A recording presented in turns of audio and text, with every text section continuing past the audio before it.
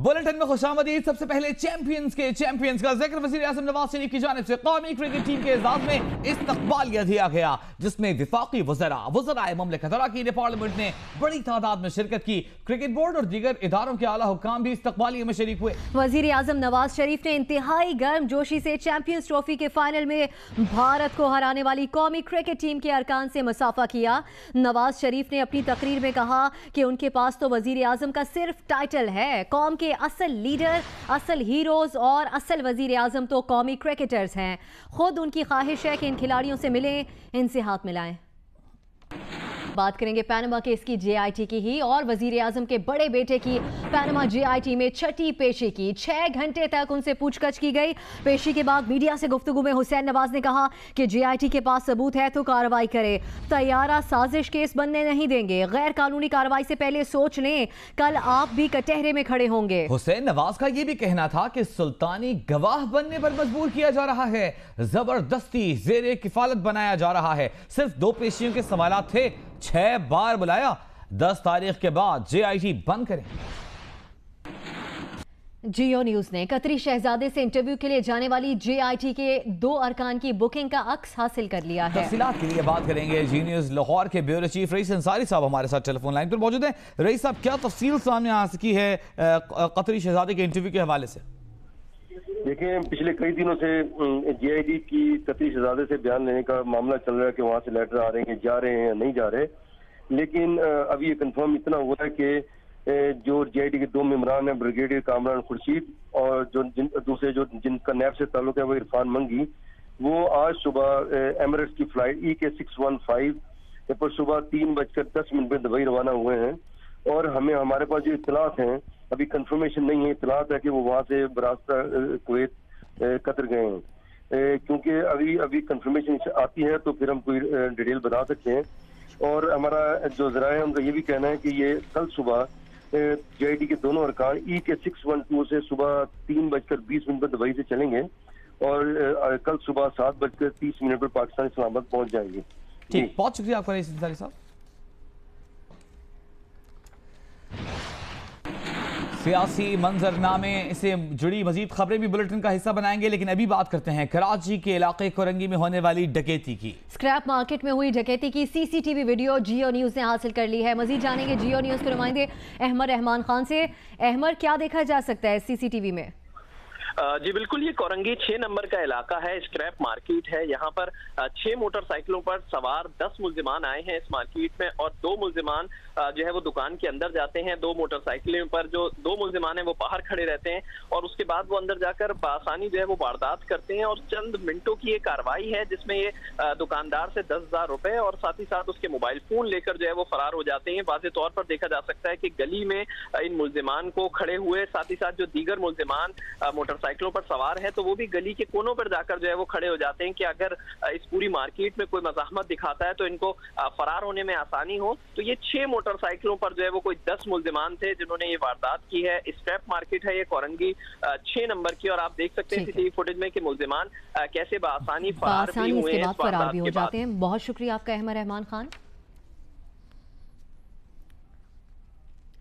अब शामिल करेंगे चेयरमैन पीटीआई इमरान खान का बयान, जिन्होंने कहा है कि पहली बार डाकुओं और मगरमच्छों का एहतसाब हो रहा है। सुप्रीम कोर्ट और जेआईटी में शरीफ खानदान की तलाशी जारी है। चित्राल में गुफ्तगू करते हुए इमरान खान ने कहा कि शहजादी की तलबी को जुल्म करार देने वाले भूल गए जो उन्होंने बेनजीर के साथ किया। इमरान खान ने इसहाक डार की गुस्से से भरपूर न्यूज कॉन्फ्रेंस का भी खूब मजाक उड़ाया।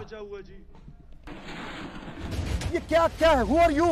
तुम कौन हो? तुम्हें किसने ये मोनोपोली दी है? आप आज भी झूठे हैं, आप आज भी जाहिल हैं, आप आज भी जवारिये हैं। कल वो इसहाक डार की किसी ने शक्ल देखी थी किसी ने शक्ल। ये चोरी करते हैं फिर मासूम सी मजलूम सी शक्ल बना लेते हैं। कितना जुल्म हो रहा है हमारे पे। दिए हुए बच्चे को सिर्फ 45 साल का है, 7 बच्चे हैं उसके अपने, सिर्फ वो कुर्सी पे बैठा दिया जी उसके बच्चे को। शहजादी भी आ रही है वहाँ, शोर मचा हुआ जी, खातून को बुला लिया वहाँ। वो बेचारी बेनजीर भुट्टो को जो उसकी बेचारी जो और औरतों से यहाँ होता है वो भूल गए। नहीं जी, शहजादी से सवालात किए जा रहे हैं। पहली दफा बड़े बड़े डाकुओं का एहतसाब हो रहा है। जेआईटी और सुप्रीम कोर्ट के सामने तलाशी हो रही है। ये है नया Pakistan. Prime minister, finance minister जब ये चोरी करते हैं ये मुल्क को तबाह कर देते हैं। इसहाक डार के बच्चे भी अरबोपति हो गए हैं, नवाज शरीफ के बच्चे भी अरबोपति हो गए हैं। ये बड़े बड़े मगरमच्छों को पकड़ने से करप्शन रुकती है। वजीर आजम के मुआविन खुसूसी आसिफ किरमानी का कहना है कि इमरान खान के कई चेहरे हैं। उन्होंने इस मौके पर गाने का एक शेर भी सुनाया, आइए सुनते हैं। इमरान खान साहब, हमारा तो एक ही चेहरा है, लेकिन इमरान खान साहब आपके और आपके जो हवारी और मवाली दाएं बाएं खड़े होते हैं, उनको मैं सिर्फ इस एक शेर में जवाब दे देता हूं, ये आप पे फिट होता है। हमारा तो एक चेहरा है, जब भी चाहें एक नई सूरत बना लेते हैं लोग। जब भी चाहें एक नई सूरत बना लेते हैं लोग, एक चेहरे पे कई चेहरे सजा लेते हैं। और अब खबर देंगे आपको, रहनुमा नून लीग तलाल चौधरी ने इस खदशे का इजहार किया है। उन्हें डर है कि जीआईटी रिपोर्ट की तरह फैसला भी कोई और ही ना लिख दे। ये भी डर है कि अदालती मोहरों के जरिए किसी बेगुनाह को ना पकड़वा दिया जाए। उन्होंने कहा कि है कोई सियासतदान या जर्नैल जो 70 साल की मनी ट्रेल दे, मुशर्रफ को कटहरे में लाया जाए, वो नाच नाच कर कानून को रोंद रहा है। ये जेआईटी तहकीक करे लेकिन तजलील न करे।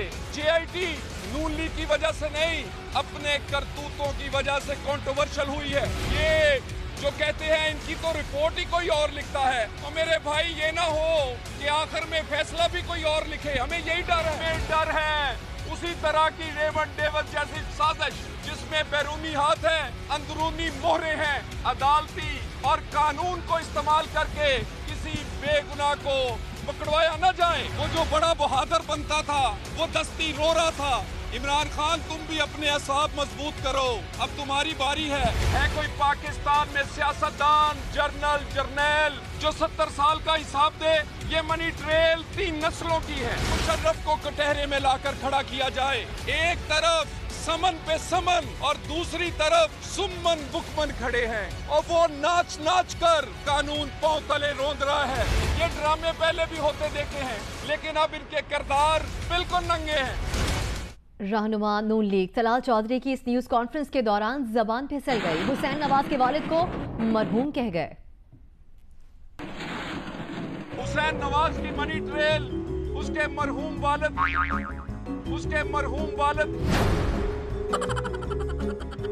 कराची में ऑनलाइन मामू बनाने का वाकया पेश आया है। जालसाजों ने आवारा कुत्तों को रंग करके लाखों रुपए ठग लिए। नॉर्थ नाजिमाबाद से मुलजिम गिरफ्तार कर लिया गया, उसने एतराफी जुर्म भी कर लिया। कराची के इलाके सदर में वाक़े परिंदों और पालतू जानवरों की मार्केट में गैर कानूनी तौर पर ममनुआ जानवरों की फरोख्त जारी है, जबकि ग्राहकों को धोखा भी दिया जाता है। मजीद बता रहे हैं काशिफ मुश्ताक। जी देखिए, बिल्कुल गुज़िश्ता रोज़ जो है नॉर्थ नाज़िमाबाद में पुलिस ने कार्रवाई करते हुए एक सगीर नामी मुलजिम को गिरफ्तार किया था। उस मुलजिम ने जो है वो OLX पर कुत्ते बेचे थे और कुत्तों पर कलर करके एक शख्स को बेच दिया, और शख्स ने जब उस कुत्तों को घर लेकर गया और उनको जब नहलाया तो उसके बाद जो इनका कलर उतर गया। तो इस तरह के जालसाज के जो वाक़े हैं वो बेशतर हमें सामने आते हैं। हम इस वक्त मौजूद हैं इम्प्रेस मार्केट में, और मेरे अकब में भी आप देख सकते हैं यहाँ बड़े नायाब परिंदे होते हैं, जानवर हैं, यहाँ पर पालतू जानवर यहाँ मौजूद हैं। और इतवार का जो रोज़ होता है वो इस मार्केट में बाहर भी लोग लेकर जो परिंदे हैं अपने घरों से लेकर आते हैं, और मुख्तलिफ लोग जो हैं वो लाकर यहाँ बेचना शुरू कर देते हैं, और शहरी उनसे सस्ते के चक्कर में ख़रीद लेते हैं, और ख़रीद कर जो है जब घर लेकर जाते हैं और वो परेशान हो जाते हैं, कहीं वो बीमार होते हैं और कहीं ये भी होता है कि उनका जब कलर है वो उतर जाता है, वो जो नस्ल बताई जाती है उनकी वो नस्ल नहीं होती है। यहाँ के जो दुकानदार हैं उनका यही दावा है कि हमारे पास जो चीज़ें हैं वो बिल्कुल प्रॉपर हैं। जितने भी परिंदे हैं, जो पालतू जानवर हैं, जितने भी जो घर में रखने वाले जो परिंदे हैं वो तमाम तर जो हैं वो बिल्कुल ओरिजिनल हैं, और जो नाम उनके हैं उन्हीं दाम पर हम उन्हें देते हैं। कोई हमने उनके नाम चेंज करके या उन पर कलर करके इस तरह फ़रोख्त नहीं किया जाता। अलबत्ता जो मार्केट के इर्द गिर्द लोग घूम रहे होते हैं उन लोगों से जो है वो शहरी बचे। इन दुकानदारों का भी यही कहना है, और यहाँ कार्रवाई करने की भी ज़रूरत है। जी, अब जिक्र पाकिस्तानी टैलेंट का। मराठी, मलयालम से लेकर उर्दू, फारसी और अरबी, पाकिस्तान की गुलकारा 28 से भी ज़्यादा ज़ुबानों में एक साथ गाना गाती है। अपने इस हुनर से पाकिस्तान बुक ऑफ रिकॉर्ड में जगह बनाने वाली नाजिया अली अपनी आवाज़ के ज़रिए भारत और पाकिस्तान के बीच की दूरियां मिटाना चाहती है। रिपोर्ट कर रही हैं इरफा खान। कराची से ताल्लुक रखने वाली 30 साला नाजिया अमीन ने पाकिस्तान बुक ऑफ रिकॉर्ड्स में अपनी जगह बना ली है। नाजिया पाकिस्तान की पहली ऐसी गुलकारा हैं जो अपने सुरों के जादू से एक नहीं, दो नहीं, बल्कि पूरी 28 जुबानों में गाना गाने का हुनर रखती हैं। अब तक 28 हो गई हैं, 5-6 और पाइपलाइन में हैं, तो इंशाल्लाह बहुत जल्द 33-34 लैंग्वेजेस हो जाएंगे। नाजिया का कहना है कि उन्होंने म्यूजिक के लिए किसी भी तरह की फॉर्मल ट्रेनिंग तो नहीं ली, अलबत्ता अलग अलग जुबानों में गाने का शौक बचपन से ही रहा। उनका कहना है कि वो किसी भी जुबान में बगैर जाने महारत से गाना गा सकती हैं। म्यूज़िक मेरा पैशन है, तो आज भी कई ज़बानें ऐसी हैं, जैसे मैंने जापानीज़ में गाया तो मुझे उसका मतलब आज भी नहीं पता कि मैंने क्या गाया, बस म्यूज़िक को फॉलो करती हूँ, वो जो सुर ताल और इसकी जो फीलिंग्स होती हैं, और बस लिरिक्स देखकर या सुनकर जो समझ आता है वो गा लेती हूँ।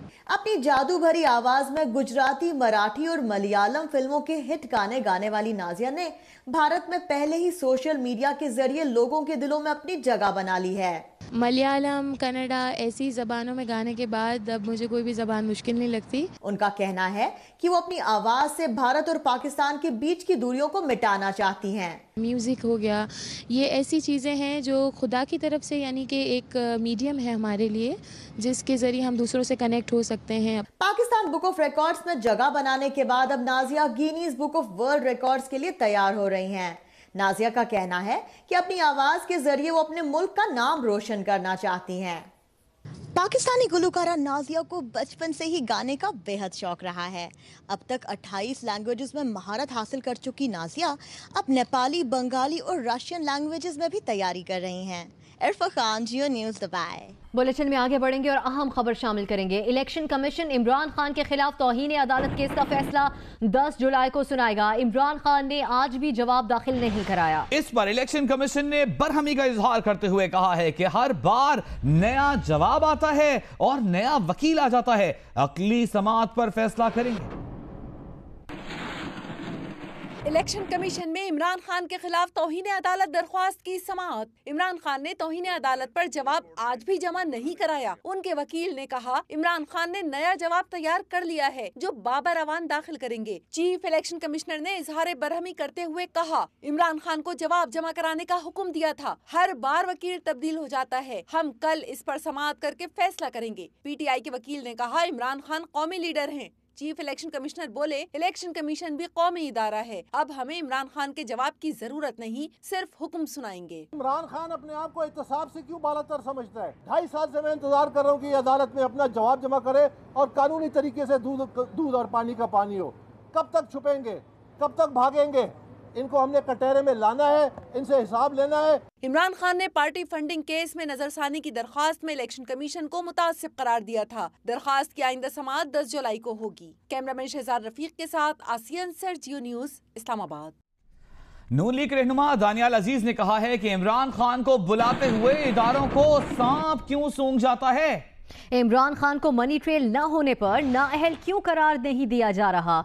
कहा कहां से हैंड ब्रेक खींचा जाता है, स्पीड ब्रेकर क्यों आ जाता है। उन्होंने कहा कि जो अदालतों को मतलूब है उसे पारा चिनार की सैर कराई जा रही है।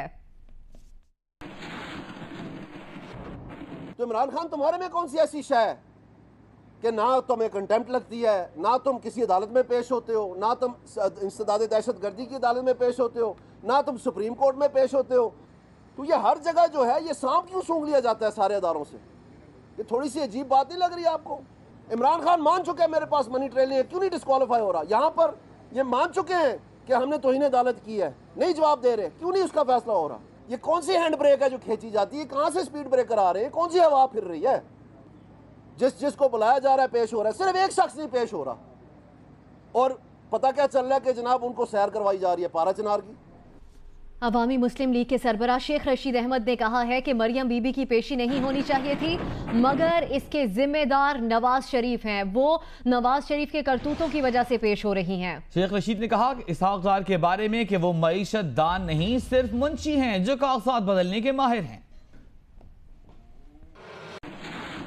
एक साहबजादी पेश होने जा रही है कोर्ट के अंदर, इंक्वायरी कोर्ट के अंदर, और सारे पंजाब में पैसे सप्लाई किए जा रहे हैं, लाठियां और डंडे सप्लाई किए जा रहे हैं। अब ये कहते हैं जनाब अली के कौम की बेटी को बुलाया गया, नहीं होता अगर आपके अमाल अच्छे होते। हर एक आदमी समझता है ऐसा नहीं होना चाहिए था, ये आपकी ख्वाहिश और आपके करतूतों पे हो रहा है। इसहाक डार साहब बड़ी गर्मी में हैं, उनका कागजात basically he is a Munshi, मैं उसे कौमी असम्बली में मुंशी कहता हूँ, ही इज नॉट इकोनॉमिस्ट। ये कागज चेंज करने के बड़े माहिर हैं क्योंकि इनकी ट्रेनिंग ही ये थी। मौजूदा हुकूमत चाहती है कि कोई आमिर आए और इस निज़ाम को लपेट दे, उनकी जान बच जाए। हम ये चाहते हैं कि जमहूरियत जिंदा रहे, चोरों को सजा मिले, कानून का आलम बुलंद हो और चोर अपनी असली जगह पे पहुंचे जो उनका असल मुकाम। वो लोग जमहूरियत के चैंपियन बन रहे हैं जिनसे आइंदा हफ्तों में जमहूरियत को शदीद खतरात लाहक हो सकते हैं। हसीन और जमील कुदरती हुस्न का शाहकार सरदरियाब, जहां ईद के बगैर भी ईद जैसी रौनक होती है। दरियाए काबुल के किनारे पर वाक़ चारसदा के इस खूबसूरत सियाहती मकाम की सैर करा रहे हैं जिनिश के नुमाइंदे सब्ज़ अली खान तरीन।